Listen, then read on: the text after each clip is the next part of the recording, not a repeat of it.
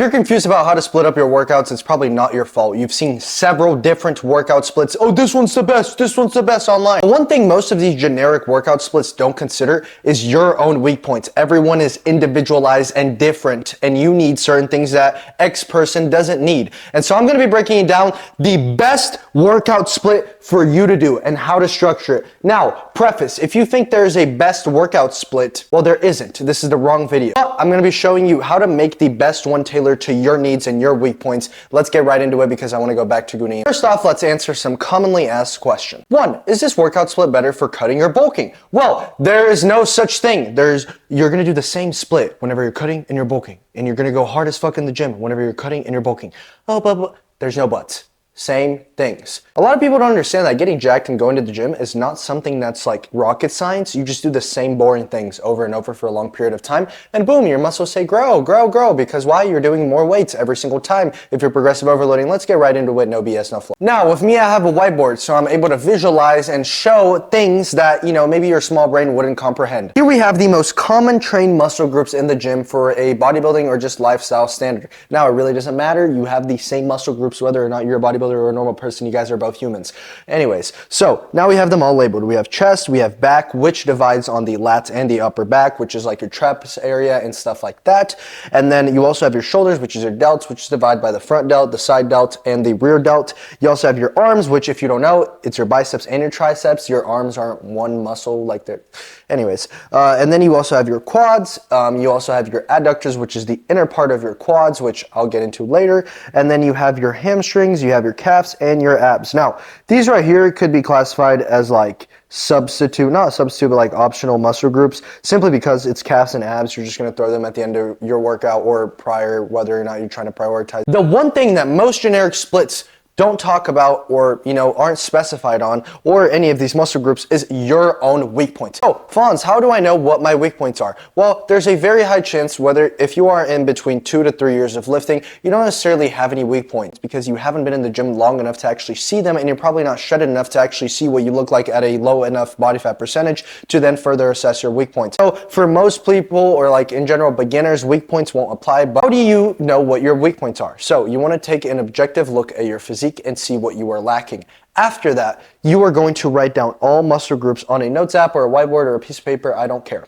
And then you are going to simply get opposing muscle groups and label them in order of priority. What do I need to bring up the most? So what do I want to bring up the least? And so that is how, for example, I set up my full body split. So, for example, I really needed to bring up my lats. I really needed to bring up my hamstrings. I also really needed to bring up my arms as a general.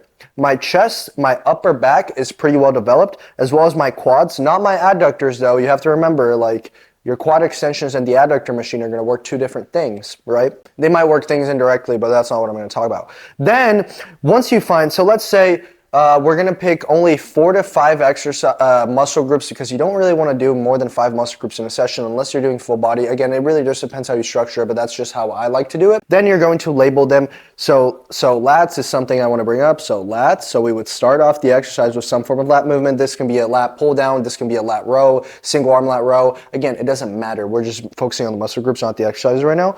And then I would be lats. And then for me, typically I do triceps after lats because again, it's something that is lacking. I want to bring up my triceps. So whether or not I divide, so look, you doing this, for example, does not mean you have to do 2 sets of lat pull downs and 2 sets of tricep push downs. What I typically do is because your lats have the lower lats, the upper lats, whatever, and then the triceps have the long head, the short head, the medial head, I break it down into different exercises, but I still do the same amount of volume for the muscle groups. So like lats, I would typically do 2 to 3 working sets. Instead of doing 2 working sets on the lat pull down, I do 1 working set on the lat pull down, and then I do 1 working set on the lat row, just so I have the frequency aspect, but I'm also hitting all the fibers needed. Now, this is a lot of nerdy stuff, but let's just keep it generic today. And then after, we're going to be doing some adductors because again, I want to bring up my inner sweep of my leg. This right here, there's no like complicated fiber like these two. And so the only ones that are going to have those complicated fibers, whatever, it's lats, triceps, and chest because you have your upper chest, your lower chest. All the other stuff is pretty generic. You don't have to like break it down. But then we would do adductors.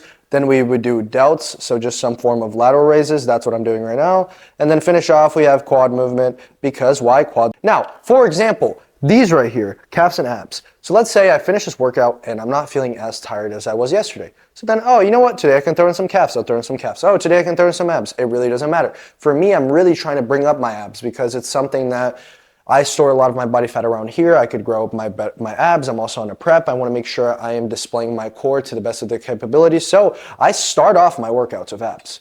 There is no rule saying you can't do this. Like, you can do whatever you want, free will. Anyways, so yeah, that's essentially how you structure stuff for your weak points. You're going to label down all the muscle groups. You're going to take an objective look at your physique, and you're going to be like, you know what? This on this day, this on this day, this on this day. This is the order. Remember, do it in order of what you need to bring up the most to what you want to bring up the least. There's a lot of factors involved in it. Central nervous system fatigue is a big one. You know, you're going to go into your first few movements, you're fresh. By the end of your workout, even though you started with quads and you're finishing off with chest, muscle groups that have nothing to do with each other, because of CNS fatigue, you're going to be a little bit more tired and your performance is going to be already a little bit more hindered because you've been so tired, you've been working out for an hour, you need food, etc. Now, I know I talked about like a full body type of split, but you know, most generic splits are push-pull legs, upper, lower, and stuff like that, Arnold split. You would set it up the exact same way. Like, for example, if you were doing a push-pull legs, but your triceps need to get brought up more than your chest, you're gonna start the freaking push day with freaking triceps. It's really not that hard. Push-pull legs still a great split, upper lower still, all these splits are great as long as you're focusing on what you need to focus on, individual based, obviously. Upper lower, same thing. You're gonna structure your upper days with what you need to bring up the most to what you wanna bring up the least. Same with your lower days. And then, hey, you wanna do an upper lower arms because you wanna bring up your arms? That's fine. Now that we have all of this and a bunch of yapping, we're gonna talk about volume. So let's talk about volume. Again, I have a few notes on my phone. I just wanna preface, there is no best split. The best split is gonna be the one that you like more, that works more of your schedule, that you can be more consistent with. But as long as your volume is spread apart accordingly, it really doesn't matter how many days you go to the gym if you're getting all your stuff done. You know, several different splits, the upper lower, which is 4 days, push-pull legs, which is 6 days a week, full body, it could be 3 to 4 days. Again, it just depends what works best with your schedule. Volume and frequency. Now, there are certain splits that are going to have a higher frequency than others, which is fine. And if you like that, cool. If you can recover, cool, go for them. If you want to be in the gym for 6 days a week and you want to work really hard and do the push-pull legs, cool, go for it. Frequency itself, yes, if you want to get into a little bit of details of science and whatnot, 2 to 3 times frequency could be a little bit more helpful. At the end of the day, just train hard. Just train hard, okay? Most muscle groups you want to hit, I typically like to stay in between the 8 to 12 working sets range.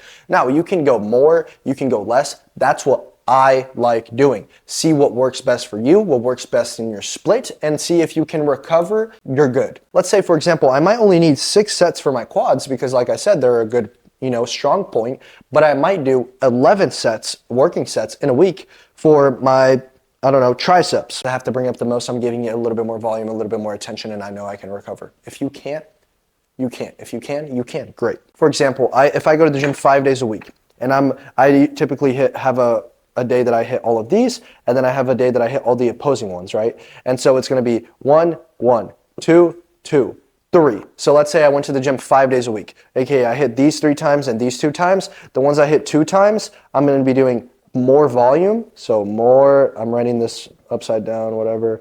More volume on these that I did twice. So even though this one has higher frequency, because I put the additional volume in this session, because I only knew I was going to be working out 5 days a week, it's still fine. It doesn't matter because the volume is being freaking accounted for. So yeah. All right, a few common mistakes that people have. 1, overtraining.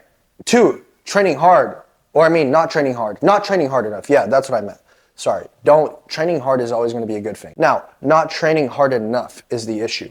Whenever it comes to a lot of beginners, you guys are like, should I leave 1 rep in the tank? Let me tell you this right now. And I don't care if it's science-based. I don't care about your opinion. If you have not been lifting for 1 to 2 years, 2 to 3 years consistently and been on diet, do not leave any reps in the tank. You can recover. You're experiencing newbie gains. You're fine. Unless you have some crazy injury that doesn't allow you, just train hard. Because at the end of the day, the really specific itty bitty niche training only really applies if you've been years in the game, because you really need to tailor stuff. You've already done everything else and now you really have to get specialized.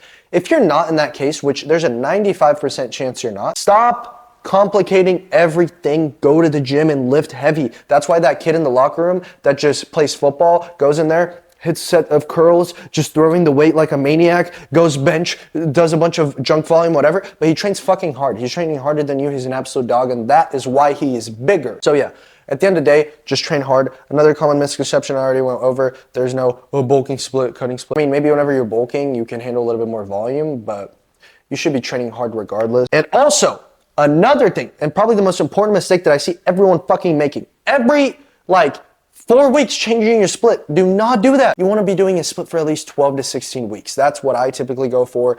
Minimum 8 to 10 weeks, okay? If you're someone that's changing your split every week, changing things every week, bodybuilding is doing the same. Getting jacked is doing the same things over a long period of time consistently. It's not about trying something new or changing things all the time. And if your coach is changing your variables all the time because that's what you want to hear and he's just giving you what you want to hear, not what's best, fire that dude. He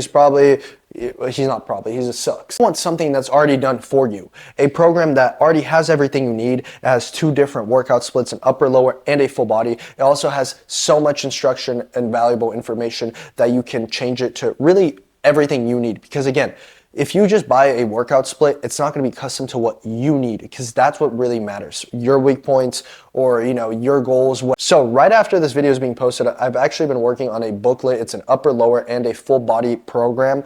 And essentially it has the upper, lower. It also has the full body. It just really depends how many days you can go to the week, and you can just adjust with that. It has a full page on how to structure it to your own weak points. It has a full page on exercise substitutes. It is just absolutely loaded with information. There's going to be a link right there. There's also a link in my link tree that's linked to all my social media pages, Instagram, TikTok, whatever that is. If you guys want to check it out and that interested, there's actually a discount code going on right now that you can check on my Instagram story to save 15% off since it just came out. This was really confusing and very stupid. Comment down below and I would try my best to be better next time. And yeah, I hope you guys stay safe. Apply this information wisely. Jesus loves you. God loves you. Have a great rest of your day, a great rest of your night. Thank you guys for everything. Peace. Hopefully this helped. Hopefully this helps.